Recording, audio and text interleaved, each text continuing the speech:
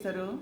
మహానుభావులు గారు, భగవాన్ గారు ఎంత మహానుభావులు అంటే ఆయన ఉంగరపు వేలితో చిన్న లేడి పిల్లకి పాలు ఆయన వేల్లో ఇంచే పాలు ఇస్తుంటే దానికి పాలు ఇవ్వటం ఈయన సాక్షాత్తు చూశారనమాట.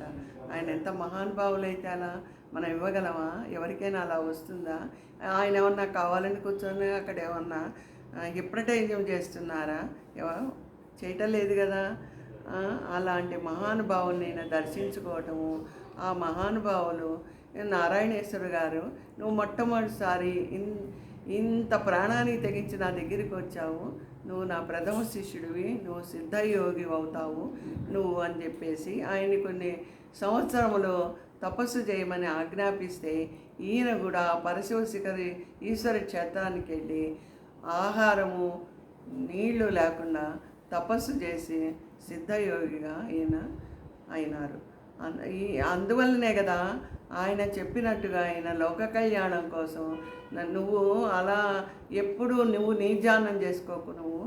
మనం ఈ లోకంలోకి వచ్చినందుకు కొంతమంది భక్తుల్ని మనం అనుగ్రహించాలి. వారి యొక్క ఆరోగ్యం, వాళ్ళ యొక్క బాధలు పోగొట్టగల స్థితి నీకు ఉన్నది కనుక వాళ్ళందరికీ నువ్వు లోక కళ్యాణం కోసం నువ్వు ఉపయోగించిన ఆయన చెప్పిన ప్రకారంగా ఈయన అనుకరిస్తున్నారు. కానీ ఈయనేమి రూపాయి కోసం ఆశించి చేయటం లేదు. రూపాయి కోసం ఆశించి మన గురువులు ఈశ్వర్ భగవాన్ గారు కూడా చెప్పలేదు.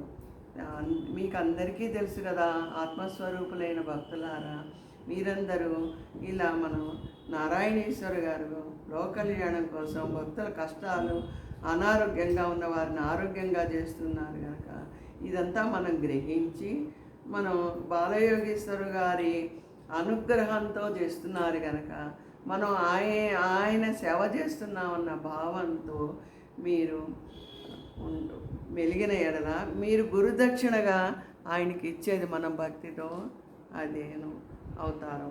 మనం అందరం ఆ భక్తుని ఆత్మస్వరూపమే కదా. నాకు ఏదో ఎంతో కొంత జ్ఞానం మహానుభావుల వల్ల జ్ఞానం ఉన్నది కనుకనే నేను ఇవన్నీ చెప్పగలుగుతున్నాను. కానీ నేను మరీ అజ్ఞానురాల్ని ఏమి కానని నేను నా మనసుకు అనుకుంటూ నా మనసుకు తోచినవి మీకు చెప్తున్నాను.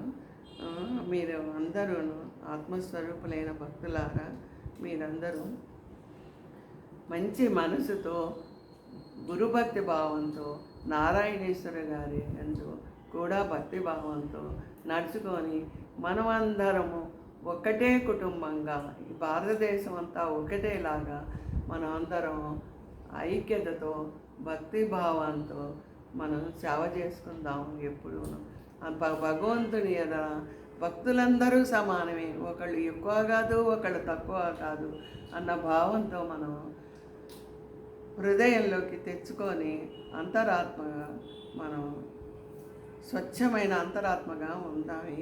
సర్వే జన సుఖినో భవంతు. హరహర మహాదేవ. ఇదంతా చెప్పేది నేను కాదు, మన గురువు గారే నా చేత చెప్పిస్తున్నారు. అందువల్ల నేను చెప్తున్నాను. ఆయనకి శిరస్సు వంచి పాదాభివందనం చేసుకుంటూ అనేక కోటి ప్రణామాలతో ఆ గురువు గారి చెప్పమని నాకు చెవులో చెప్పినట్టుగా ఒక అనుభూతి కలిగింది నాకు. అందువల్ల నేను మీకు అందరికీ చెప్తున్నాను. కానీ ఇది నా సొంతంగా చెప్పేది మటుకు కాదు. మీరందరూ అన్యథా భావించకండి. మీరందరూ భక్తి భావాలతో ఉండాలని నా కోరిక.